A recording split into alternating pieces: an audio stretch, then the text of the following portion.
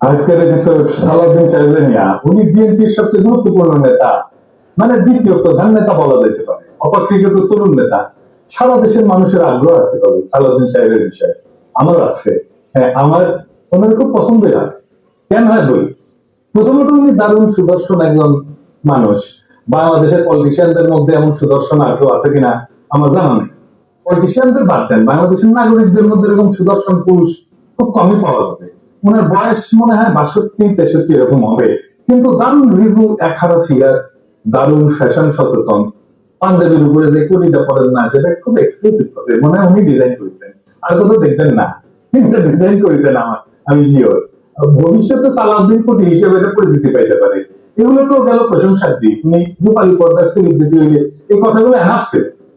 কিন্তু উনি রাজনীতিবিদ, বাংলাদেশের প্রধান দলের বলা যায় দ্বিতীয় প্রধান রাজনৈতিক ব্যক্তি। তাই উনার যে কোনো আচরণ, যে কোনো ইতিহাস আমরা একদম মাইক্রোস্কোপের নিচে খেলা দেখবো। আমরা উনার সাম্প্রতিক ঔদ্ধত্য নিয়ে শুরু করতে পারি। দেখেন, একটু লক্ষ্য করেন, সিনিয়রদের প্রতি ওনার ন্যূনতম একটা সম্মান বোধ নাই। এখন যে দলের মহা কিছু হয়ে গেছে, মঈন খানকে বক্তব্য দিতে থামাই দিল। পদত্যাগের ব্যাপারে আমরা লিখিত বক্তব্যে জানিয়েছি, আগেও জানিয়েছি। নিরাপত্তা উপদেষ্টা এবং আর দুইজন ছাত্র উপদেষ্টা যাদের কারণ আগেও জানিয়েছি। নিরাপত্তা উপদেষ্টা এবং আর দুইজন ছাত্র উপদেষ্টা যাদের কারণ আগেও জানিয়েছি।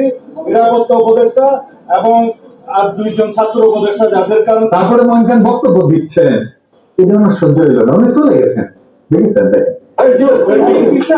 যে তিনটি বিষয় নিয়ে আমরা কথা বলেছি, আপনারা শুনেছেন, সংস্কার, বিচার এবং নির্বাচন। আমরা স্পষ্ট ভাষায় বলেছি যে ওনার নিজের দলের সিনিয়রদের যিনি সম্মান দেন না, উনি দেশের সাধারণ মানুষকে সম্মান দিবেন কিভাবে? আবার ওনার বক্তব্যের টোন দেখেন, মনে ধমকে ধমকে কথা বলতেছেন। নিরাপত্তা উপদেষ্টা এবং আর দুইজন ছাত্র উপদেষ্টা যাদের কারণে এই সরকারের নিরপেক্ষতা ক্ষুণ্ণ হচ্ছে, তাদেরকে বাদ দেওয়ার জন্য আমরা আজকেও লিখিত বক্তব্য আমরা দিয়েছি। সেই আশ্বাস ওনারা দেখবেন, আমরা আমাদের বক্তব্য দিয়েছি। আবার পাশাপাশি আমির খসরু মাহমুদের বক্তব্য দেখেন, নম্র বিনয়ী ভাবে বলতেছেন, তাই না? দেখেন, আমি একটু বলি, এখন আমি একটু বলি, মূলত সংস্কার এবং বিচার, নির্বাচন, এই তিনটার উপর আলোচনা হয়েছে। তো সালাউদ্দিন সাহেবের টোন দেখেন, আবার দেখেন। নিরাপত্তা উপদেষ্টা এবং আর দুইজন ছাত্র উপদেষ্টা যাদের কারণে এই সরকারের নিরপেক্ষতা ক্ষুণ্ণ হচ্ছে, তাদেরকে বাদ দেওয়ার জন্য আমরা আজকেও লিখিত বক্তব্য আমরা দিয়েছি। মনে হয় ধমকাইতেছেন, উনার ধমকানের একটু তো দেখে এত দেনা। হ্যাঁ, সে বলে চুপপুরে সরাইলে সাংবিধানিক সংকট তৈরি হবে, আর পয়সা পদত্যাগ করলে জাতি নাকি বিকল্প পয়সা নেবে। মানে চুপপুর কোনো বিকল্প নাই, হাসিনার যেমন বিকল্প ছিল না, চুপপুরে বিকল্প নাই। যাই হোক, এটা আওয়ামী লীগ বললে তো মানা যেত, এটা বিএনপি বলে যে চুপপুর কোনো বিকল্প। কোন লেভেলের ব্যাড দাবি রাখে। সালাউদ্দিন সাহেবকে নিয়ে কয়েকটা প্রশ্ন উঠছে, বলে খুব গুরুতর প্রশ্ন, যেটার জবাব ওনারে দিতেই হবে, বিএনপিকেও দিতে হবে, কারণ বিএনপি ক্ষমতায় যাইতে চায়, সরকার গঠন করতে চায়, এবং বিএনপির মুখপাত্র সালাউদ্দিন সাহেব। আলাপ উঠেছে যে সালাউদ্দিন সাহেবের পোলা এ সালামের অফিসে বসতেছে, এই ব্যাপারে সালাউদ্দিন সাহেবের বক্তব্য কি, এ সালামের সাথে সালাউদ্দিন সাহেবের সম্পর্ক কি, এটা নিয়ে একটা ব্যাখ্যা দেশবাসী জানতে চাইতে পারে। সারা দেশে একটা ধারণা প্রবল, সালাউদ্দিন সাহেব শেখ হাসিনার ক্যাশিয়ার, দুর্বৃত্ত, অলিগার্ক এ সালামকে, তার বাণিজ্যিক সাম্রাজ্যকে প্রোটেকশন দিতেছে। সালাউদ্দিন সাহেবের স্পষ্ট বক্তব্য দেওয়া উচিত, বিএনপির স্পষ্ট বক্তব্য দেওয়া উচিত। সালাউদ্দিন সাহেব যখন ধরা পড়ছিলেন, গুম হয়েছিলেন যে বাসায়, ওইটা এ সালামের একজন কর্মচারীর বাসা ছিল। অদ্ভুত ব্যাপার না? ফিরে আসলেন, যেখানে চললেন, সেটাও একজন এ সালামের। সালাউদ্দিন সাহেব গুম কমিশনে জবানবন্দি দিচ্ছেন, এটা সত্য। গুম কমিশন একটা ফ্যাক্ট ফাইন্ডিং কমিশন, এখানে জবানবন্দি দিলে গুমের বিচার হবে না, গুমের বিচারের জন্য আন্তর্জাতিক অপরাধ ট্রাইব্যুনালে অভিযোগ দায়ের করতে হবে। সালাউদ্দিন সাহেব আন্তর্জাতিক অপরাধ ট্রাইব্যুনালে কোনো অভিযোগ জমা দেন নাই, আজকে পর্যন্ত জমা দেন নাই। এটা নিয়ে ইলিয়াস বলছিল, ইলিয়াসকে কি গালাগালি সব, ইলিয়াস তো ভুল বলে নাই। সালাউদ্দিন সাহেবের গুমের বিচার হোক, উনি ট্রাইব্যুনালে অভিযোগ দায়ের করেন, উনি কেন করেন নাই এখনো পর্যন্ত অভিযোগ দায়ের, এই প্রশ্ন ওনাকে করাই যায়, এবং রাজনৈতিক নেতা হিসেবে এটার জবাব ওনাকে দিতে। এবার আসি ওনার গুম হওয়ার পরের ঘটনায়। ওনার গুমের বিষয় নিয়ে প্রশ্ন করলে ইলিয়াস লিখছে, বিএনপি নেতা সালাউদ্দিন আহমেদ র্যাবের হাতে বলপূর্বক অন্তর্ধানের শিকার হয়েছিলেন ব্র্যাকেটে গুণ। বিএসএফ এর মাধ্যমে তাকে বর্ডার ক্রস করে Indian national investigation agency NIA এর হাতে তুলে দেওয়া হয়। বাংলাদেশ এবং ইন্ডিয়ান রাষ্ট্রীয় বাহিনীর হাতে বলপূর্বক অন্তর্ধান এবং এক্সট্রাঅর্ডিনারি রেন্ডিশনের একজন সার্ভাইভারকে নিয়ে যারা কুৎসিত প্রোপাগান্ডা করতো, তাদের উপরে মজলুমের লানত। হ্যাঁ, খেলায় করলে নাকি বাঘে ধান খায়। আর পার্টিকুলার তাসলিম খলিল খেলায় করলে ইসলামী ভোকাবুলারি ইউজ করে, লানত ইউজ করেছে। হ্যাঁ, যার জন্য ইউজ করেছে তার ধন্যবাদ। ইলিয়াসের কারণে হাজারো লানত শব্দটাতে ইউজ করেছে। সার্জিন সাহেবের গুণের বিষয়ে আমরা সবসময় কথা বলছি, সবাই, ইলিয়াসও বলছে, সবসময় ওনার পক্ষে দাঁড়িয়েছে, ইলিয়াসও দাঁড়িয়েছে, আমাদের সকলের সহমর্মিতা আছে, সমবেদনা আছে। কিন্তু গুণ পরবর্তী সময় ওনার কিছু কাজকর্ম প্রশ্নের উল্লেখ করছে, যার জবাব ওনাকে দিতে হবে, কারণ উনি পলিটিশিয়ান। যাই হোক,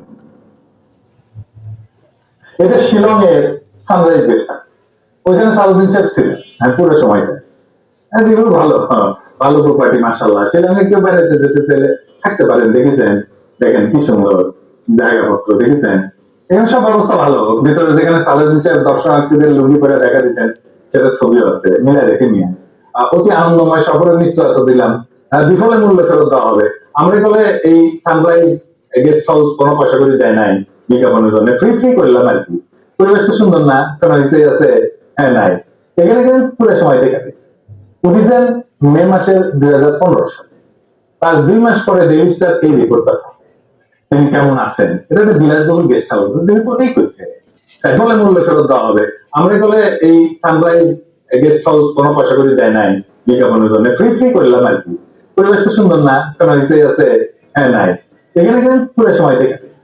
উঠিছেন মে মাসের 2015 সালে, তার 2 মাস পরে ডেইলি স্টার এই রিপোর্ট আছে, তিনি কেমন আছেন। এটা একটা বিলাসবহুল গেস্ট হাউস, রিপোর্টেই করছে 4টা বেডরুম, উনি 2টা রুম ভাড়া নিয়েছিলেন, কিন্তু থাকতেন একাই। দেখেন রিপোর্টে বলা আছে, অন্তত এই রিপোর্টে তাই বলতেছে। কিচেন আছে, খুব চমৎকার ড্রয়িং রুম আছে, ফায়ার প্লেস আছে, সবুজ লন আছে, কিছু সবুজ লন, এটা দেখা দেন, এইটা স্যার লাইব্রেরি আছে, বার আছে, তাতে মধ্য জাতীয় পানীয় আছে। ভালো সাদিক সাহেব একা খেলেন, হাঙ্কার দিয়েছে, কারণ না কিছু বলার নেই তাইলে। সাদিক সাহেব একটা কথা কই, যে সত্যেন্দ্রনাথ দত্ত আছে না, ওনার মন্দিরা মঙ্গল নামটা প্যারা দিয়েছে, ওই যে দিয়ে বঙ্গ আমার জননী, আমার জাতি, আমার দেশ, একটা গান আছে না, ওইটা দিয়ে প্যারেডি বানিয়েছিলেন, মন্দিরা মঙ্গল। আমি কই দিলে মদ্য আমার, পানীয় আমার, শরাব আমার, আমার পেট, কেন কোম্পানি নজর দিল গো, কেন হলো গো ডিউটিতে, মানে ডিউটি বেড়ে গেছিল। তো উনি মনের দুঃখে প্যারাডি লিখেছিলেন। তারপরে লিখেছেন, নিরামিষে যকৃতটা শুধু বৈরাগী সম করেছে সে, রাগি আমার, মাগি আমার, ভাগ্যি আমার, আমার পেট। আমাদের কিও রথা রথা মানে মানে বিএনপি কি হতো, এই রবি ঠাকুরের এক গান বলি আর কি। আপনারা নাকি রবি ঠাকুরের গানকে জাতীয় সঙ্গীত বানাইতে পারি আর কৃতজ্ঞ, সেজন্য ওনার একটা না বললে কেন করে হয়। মানে সেরকম সভা এরা জায়গা আছে, ওরা অক্ষয় বলে একজন চরিত্র আছে, ওই গাইড গাইতেছে, ওই গাইছে কি জানেন, অভয় দাও তো বলি আমার উইস্কি, ইচ্ছা, অভয় দাও তো বলি আমার উইস্কি, 100 সোডার জলে বাকিতে পোয়া হুইস্কি। আমাদের না একবার খায় না সালভিজার, 100 সোডার জলে বাকি 3 পোয়া হুইস্কি খায়। আচ্ছা, আমার উইস থাকলো আপনার কাছে, পুরো বাংলাটা নিজে ভাড়া করেছিলেন, তো বাংলাদেশি টাকায় কত, 1.5 লাখ টাকা মাসে। আমার একজন পার্সোনাল অ্যাসিস্ট্যান্ট ছিল, ম্যানেজার ছিল, 2জন কেয়ারটেকার ছিল, 2জন মালি ছিল, হাইলি সিকিউরিটি এরিয়া, কাছে এয়ারফোর্সের অফিস, আর তোমার সাথে গোয়েন্দা সংস্থার অফিস। আমরা ধারণা করে দেবো কে দেখলো ওখানে ওনাকে, উনি প্রবেশনটাই গ্রেপ্তার হয়েছিলেন, উনি চাকরি করতেন না ইন্ডিয়াতে, উনি ইন্ডিয়াতে রাজনৈতিক আশ্রয় পান নাই। ওনার এই সুপার ফ্যাবুলাস লাইফস্টাইলের টাকা কে দিছে, টাকা কে দিছে, উনি আয় করেন নাই, তাহলে টাকা কি বাংলাদেশ থেকে পাঠানো হয়েছে হুন্ডি করে? হুন্ডি আপনি করতে পারে, এটা অর্থ পাচ্ছেন না। এইগুলো লেজিট এবং বৈধ প্রশ্ন, আপনারা বলতে হবে টাকাটা কে দিছিল, কে করে গেছিল। এইগুলো একটা চমক, বিশাল চমক। সিট বেল্ট বেঁধে নেন, যা দেখবেন তাতে অজ্ঞান হয়ে পড়ে যেতে পারেন সিট থেকে। কি সেই চমক? সাদিক সাহেবের সঙ্গে দেখা করতে গেছে কিছু লোক ওই শিলংয়ের বাংলোতে, তার মধ্যে ছবিতে ডাইন পাশে গালে হাত নিয়ে বসে আছে ব্যক্তিটা কে, ব্যক্তিটা গুরুত্বপূর্ণ। মানে সালাউদ্দিন সাহেবের সাথে সকল মিটিং এ তার উপস্থিতি দেখা যায়।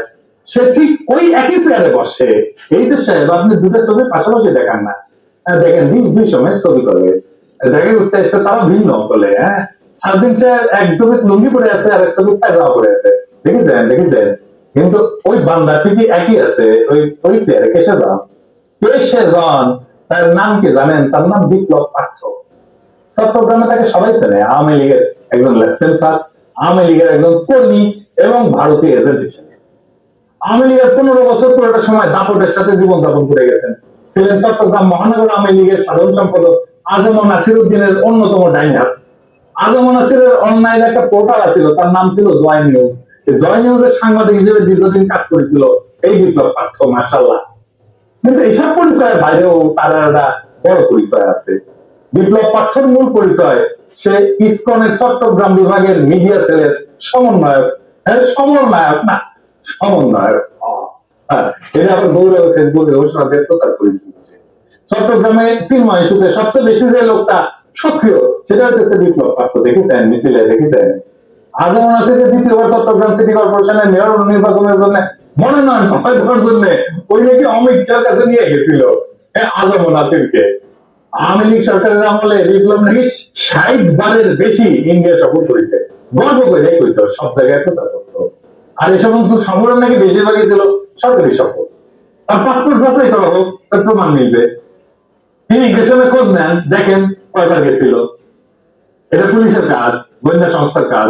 কেন একজন ব্যক্তি এতবার ভারত সফরে গেল, সেটা নিশ্চয়ই কারণ আছে। অনুসন্ধান করে এই রহস্য উদ্ধার করা হোক। এতদিন আওয়ামী লীগ হইলেও, এত সাজলেও আওয়ামী লীগ ছিল, 5ই আগস্টের পর হঠাৎ করে রূপ বদল করে বিএনপি হয়ে গেছে। সব প্রোগ্রামে যায় বিএনপি। একসময় সাংবাদিকতা করলে এখন পুরোপুরি বেকার করে, ওখানে কাজ করে না। তো শোনা যায় আর কি যে ও নাকি রয় ঢুকাইছে বিএনপি এবং বিএনপির সমস্ত তথ্য ভারতে পাচার করে। এমন একজন বিতর্কিত সেন্সিটিভ লোক ফ্যাসিবাদী সরকারের সময় কয়েকবার দেখা করছে জালাউদ্দিন সাহেবের সাথে। কি কারণে? জালাউদ্দিন সাহেবকে তো কইতে হবে, কেন সে সব মিটিং এ থাকে। 5ই আগস্টের পর বিপ্লব পাত্র শেল্টার হইতেছে, গডফাদার হইতেছে বিএনপির আরেক স্থায়ী কমিটির সদস্য আমির খসরু মাহমুদ চৌধুরী। দেখেন ওর সাথে, দেখেন খালি ঘুরে বেড়ায়। স্বীকৃত, এটা প্রকাশ্য এবং স্বীকৃত। অথচ গত 15 বছরের ছাত্র দল এবং যুব দল করা হিন্দু সম্প্রদায়ের প্রচুর লোক আছে চট্টগ্রামে, তারা কাছে দিতে পারে না আমির খসরু মাহমুদের। তাদেরকে বাদ দিয়া লীগের দালাল ভারতীয় এজেন্ট বিপ্লবকে জন্মাষ্টমীর নাম দিয়ে চট্টগ্রামের রাজনীতিতে থিতু করার চেষ্টায় মরিয়া খসরু এবং সালাউদ্দিন চক্র। ছবিতে দেখেন বিপ্লব পাত্র মোদির সাথে ছবি, দেখেছেন? মোদির সাথে ছবি, সালাউদ্দিনের সাথে ছবি, ইসকনের সিনেমার সাথে ছবি, ইন্ডিয়ান হাই কমিশনের সাথে চট্টগ্রামের বিভিন্ন ইভেন্টের ছবি। এবার বুঝেছেন আমি খসরু কেন অমিত শাহের সামনে দুইটা প্রণাম করতে যায়? কানেকশন বুঝেন? আমি খসরু, সালাউদ্দিন, ইসকন সব বরাবর। আর আরেকটা ইস্যু আছে, সেটা হচ্ছে মরাল ইস্যু। আমার স্কুলে বড় ভাই ডাক্তার ফিরোজ খুব ভালো ছাত্র ছিল। ডাক্তারি শেষ করে উনার ক্যারাল দিয়েছিল, উনি পলিটিক্স করবেন। খালেদা জিয়ার অ্যাসাইনমেন্ট অফিসার ছিলেন, খুব দাপুটের নেতা ছিলেন বিএনপি। শুনতাম উনি নাকি দুর্নীতি করে ফাটাই ফেলেছে। তারপরে শুনি 111-এ পর অস্ট্রেলিয়া গেছে। একটা ছোট্ট ঘরে 2 মেয়ে সংখ্যা পুরো পরিবার নিয়ে আছে। ওই একই ঘরে থাকা, ঘুমানো। নিজের নাইট গার্ডের চাকরি করেছে ডাক্তার। হারিস চৌধুরী সিলেটের জমিদার বংশের ছিলেন, রাজনীতি করে একটা সভায় ছিলেন। 111-এর পরে থাকতেন আন্তর্জাতিক, খুবই বিনয়ী মানে পরিচয় লোকায় মারাও গেছেন। পরিচয় লোকায় বেওয়ারিশ হিসাবে তাকে দাফন করেছে। নিরাপত্তার কারণে পেট চালানোর জন্য চাঁদনি চকে কাপড়ের দোকানে কর্মচারীর কাজ করতেন। সেবা পাঞ্জাবি করতেন, রিক্সায় চড়ার পয়সা ছিল না, হাইটে দিতেন। মির্জা ফখরুল নিজেই বলছেন, এই আওয়ামী লীগের আমলে বিএনপির নেতা কর্মীরা বাড়ি ছাড়া হয়ে ঢাকায় এসে রিক্সা চালায় উনি কান্দিছিলেন, করে কান্দিছিলেন। আর আপনি সালাউদ্দিন সাহেব রাজার হালে থাকেন, শিলংয়ে লজ্জা লাগে না সালাউদ্দিন সাহেব? আপনার ভারতে থাকার টাইমে সকল খরচা কিভাবে করেছেন জাতিকে জানাইলেন। ইসকনের সাথে আপনার কি সম্পর্ক সেটাও জানালেন। জাতির এটা জানার অধিকার আছে। 1975-এ সোহরাওয়ার্দীর বডিগার্ড জয় বাংলা হয়ে যাওয়ার পরে বেশ কিছু বছর কারাগারে ইন্ডিয়া ছিল। সেখান থেকে বাংলাদেশে ফিরে আমাদের উপরে স্টিমুলার চালাইছে ফাঁসিবাদের ছাদ দিয়ে, আবার ভারতে পালায় গেছে। অনেকে বলে হাসিনা পালায় যাওয়ার পরে সালাউদ্দিন নামের এই বিএনপির নেতাকে ভারত বাংলাদেশে পুশব্যাক করে দিচ্ছে। এতদিন আসতে পারেননি উনি, তারপরে 1 সপ্তাহ যায়নি হাসিনা করতে ওনারা পেটে দিল, আগে পাঠাচ্ছিল না। কাকতালীয় ভাবে জীবনের বড় একটা সময় হাসিনার চেয়েও বেশি সময় ভারতেই ছিলেন। তো এই সালাউদ্দিন সাহেব এটা নেই হাসিনার মতো উদ্ধত ভাবে কথাবার্তা বলা শুরু করেছে।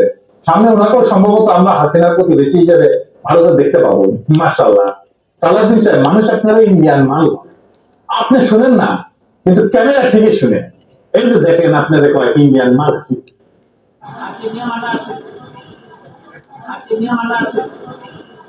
একজন নেতার চেহারা, পোশাক, স্টাইল, ফ্যাশন এই সমস্ত ইতিহাসের পাতায় জায়গা করে নেয়।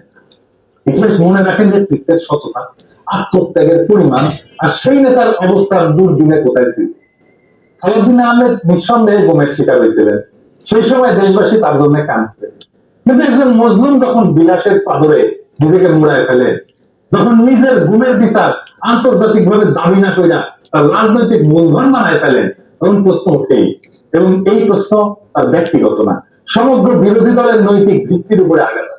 বিএনপিকে বুঝতে হবে সরকার বদলানোই রাজনীতি না। আদর্শ, ত্যাগ এবং গণমানুষের বিশ্বাস অর্জনই রাজনীতির মূল সোপান। আর সেই বিশ্বাস অর্জনের পথে সবচেয়ে বড় বাধা যদি হয় নিজের দলে থাকা সদ্য ভুক্তভোগী, ছায়া সুবিধাভোগী কিংবা একবিংশ শতকের গেস্ট হাউস রেভলিউশনারি, তাহলে শাসক পরিবর্তন হইলেও শাসন ব্যবস্থা বদলায় না। সালাউদ্দিন সাহেব, আপনি যদি সত্যি গণতন্ত্র চান, তাহলে সাংবাদিকের ধমকানো বন্ধ করেন, দলের সিনিয়রদের সম্মান করেন, জাতীয় ঐক্যের প্রতীক প্রফেসর ইউনূসকে তার যোগ্য সম্মান দেন। সম্মান নিয়ে কথা বলে আমরা চাইলে আর একটা প্রফেসর ইউনূসের মুখে ফিগার করবো, চাইলে বটতলার উকিল হাজারো চুপ্পু পাওয়া যাবে। এসালামের ছায়া থেকে বেড়ায় আসে। আর সাহস থাকলে আন্তর্জাতিক অপরাধ ট্রাইব্যুনালে গিয়া বলেন আমি গুম হয়েছিলাম, বিচার চাই। কারণ মানুষ আরেকজন হাসিনা খুঁজতেছে না, তারা খুঁজতেছে এমন একজন নেতা যে প্রশাসনের মুখোশ কইরা ট্র্যাজেডিকে উপহাস করে না। মানুষ ইতিহাসের পুনরাবৃত্তি চায় না, তারা ইতিহাস বদলাইতে চায়। তাই সিদ্ধান্ত আপনার সালাউদ্দিন সাহেব, আপনি ইতিহাস হবেন না একটা ব্যঙ্গাত্মক পুনরাবৃত্তি হবেন। আপনি বিশাল নেতা, আমরা অতি ক্ষুদ্র পিঁপড়া, কিন্তু মহাকালে যখন আমরা কেউই থাকবো না, সেই সময় এই ভিডিও থাকবে, প্রশ্নগুলো থাকবে, ইতিহাস জানবে কেউ কেউ প্রশ্ন জারি রাখছিল, কেউ কেউ সবকিছু মেনে নেয় নাই। এইভাবে জাতি চ্যালেঞ্জ করবে সেই দলটাকে যারা আগামী সরকার গঠন করতে চায় একটা রক্তাক্ত বিপ্লবের পর। যে বিপ্লবের আকাঙ্ক্ষা ছিল ভারতীয় আধিপত্যবাদ মুক্ত একটা দেশ, সেই দেশে যদি আবারও কারো ছায় আসে সেই পুরানো ভারতীয় শকুন, সেই দলকে, সেই ব্যক্তিকে রুখে দেওয়া প্রত্যেক দেশপ্রেমিক বাংলাদেশের কর্তব্য। ইনকিলাব জিন্দাবাদ।